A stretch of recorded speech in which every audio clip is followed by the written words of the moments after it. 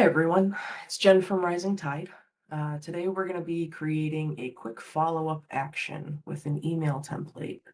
The purpose of this is to help your technicians quickly follow up on tickets or tasks with a customized message. So let's get started. Go ahead and share my screen, and we're going to go to configuration and email templates. So you want to go to custom templates. Inside, you will find the email template that I have already created. So quick follow-up. It's got a nice response requested email subject so that your contact knows that you want them to talk back to you in some form. And then in the email body, it's just a quick message saying, hey, we're following back on this. It also has the first note that was ever submitted on the ticket, and it's got my booking link.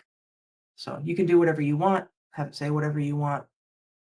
Next step would be to go to tickets and actions, and we're going to do the same thing, and we're going to go look for quick follow-up action or create your quick follow-up action.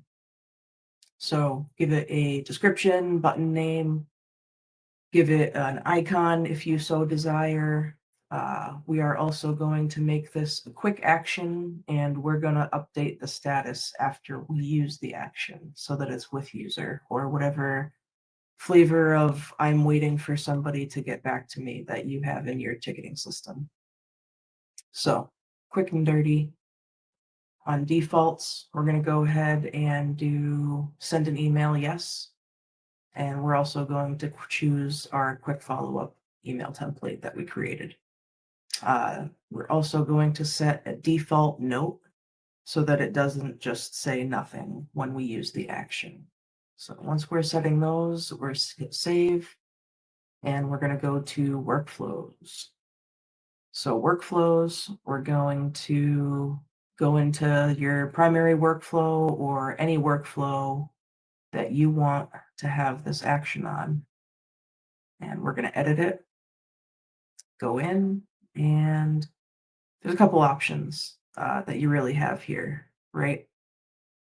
So I'll go ahead and add them again. You can do allow actions or automations.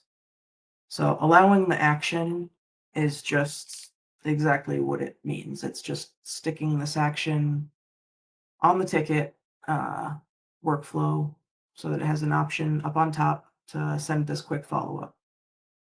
Or you can add it as an automation.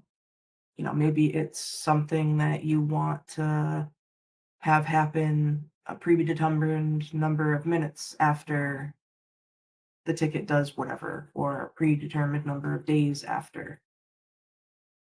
So let's do quick. So say you want to do it after the status of the ticket, do target date and time. The status of the ticket goes into waiting approval or with user, with supplier, doesn't really matter. And again, who you want it to go to is dependent. So once we add that, this will say 3 days after we add that. So ticket goes into with user. You don't want to have to follow up manually each time. It's going to wait and send that with user request for follow-up after 3 days. Maybe you want to have the ticket automatically closed after that. Maybe you want to have another step that says after 6 or 7 days, you're going to send another follow-up, and then after that, it closes the ticket. It really just gives you more options for follow-up that your technicians don't necessarily have to do themselves. So once you have all that added, you can go into any of your tickets. We're going to see our quick follow-up action. You click it, and it sends. You can see the email that gets sent. Please fix this ASAP, thanks. That's a great description, right? Telephony system.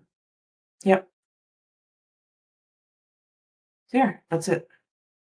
It's very quick, very easy. And hopefully it will save your technicians time. That's the important part.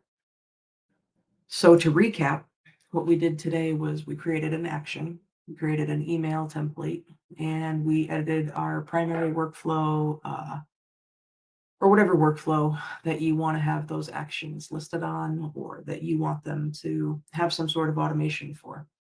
So if you have any questions, comments, just leave them below.